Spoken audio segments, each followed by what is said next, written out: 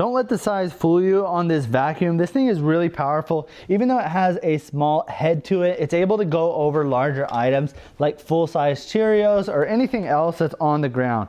It also lasts for like 30 minutes at a time, which is pretty strong. And you could also detach it right here and just use this top part as a hand vacuum. So that's gonna be great for situations like cleaning your couch or maybe even bringing it out to the garage to clean the car. So let's go ahead and turn it on. I'm gonna show you, I've got some Cheerios here on the ground. We'll go ahead and clean them up. I'm gonna turn it on the high mode, which is 2 clicks. So first click is here, second click is high mode.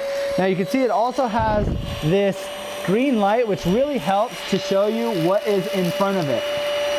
Just like that other name brand that this kind of looks like. So let's go ahead, we're gonna go over all the Cheerios that we've got here on the ground.